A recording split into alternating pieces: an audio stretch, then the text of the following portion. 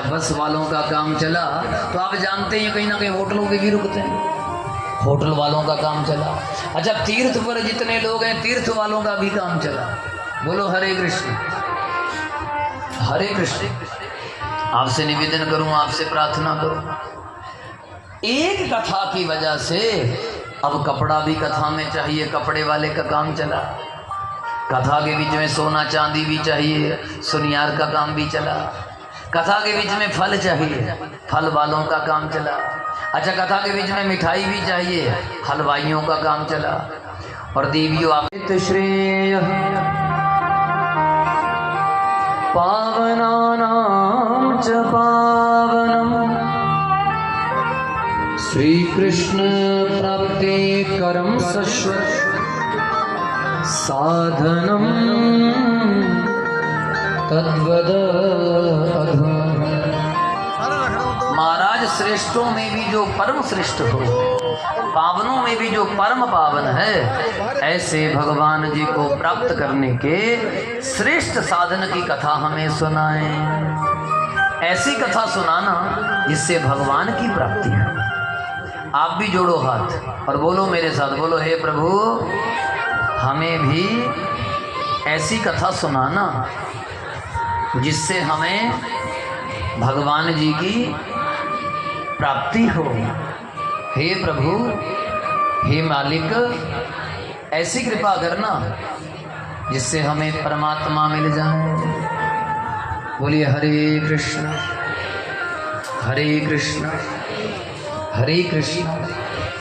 सूत जी कहने लगे, वाह ऋषियों, मैं आपके प्रश्न से बड़ा प्रसन्न हूं।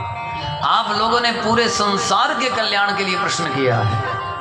अब मैं आपको ऐसी कथा सुनाऊंगा जो देवताओं को भी सुनने को नहीं मिलती। मैंने अपनी आंखों से देखा, इस देश के एक राजा, इस राजा का नाम है राजा परीक्षित। क्या नाम है राजा का? तो आप सभी बसंती बाग वाले इस समय राजा परीक्षित की भूमिका में देवता हैं, और ये देवियां भी लगभग राजा परीक्षित के ही रूप में बैठी। उनका पूरा परिवार ही कथा सुनता है। तो ये राजा परीक्षित इस देश के एक ऐसे राजा हैं जिन्होंने अमृत को भी ठोकर मार दी। अमृत को भी उन्होंने चयन नहीं किया, उन्होंने चयन किया श्रीमद् भागवत महापुराण का। बोलो भागवत भगवान।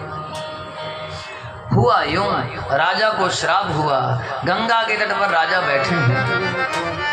अच्छा, अब एक बात बताइएगा, मान लो आपकी जिंदगी में ऐसा ऑफर आ जाए कि कथा के बदले में अमृत पी लो, और अमृत के फायदे इतने हैं। सबसे पहला फायदा, आप कभी बूढ़े नहीं होंगे, और दूसरा फायदा, कभी मरेंगे नहीं, हमेशा जवान रहोगे, कभी बूढ़े नहीं होंगे। लेकिन कथा सुनने को नहीं मिलेगी, तो बताओ क्या करोगे? बोलिए, सच में? फिर तो बसंती बाग वालों के लिए तालियां हो जाएं भाई। क्या बात है, बड़ा सुंदर शब्द आपने कहा, कथा सुने। देखो राजा जी अगर कहीं अमृत पी लेते, मरा हुआ कौन होता है?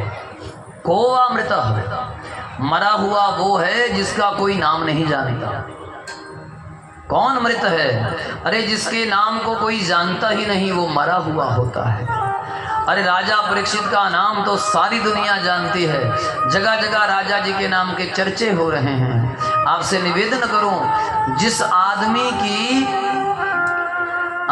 आदमी का नाम चले, जिस आदमी को जानने के लिए दुनिया आतुर रहे, वो व्यक्ति कभी मरता नहीं।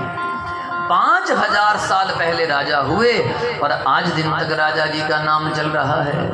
परीक्षित महाराज कहने लगे, महाराज मैं तो केवल और केवल कथा का पान करूंगा, मुझे किसी प्रकार के अमृत का कोई लालच नहीं है, हमें कथा सुना दो। प्रेम से कह दो श्री राधे, कह दो हरे कृष्णा, सारे बोलो जरा।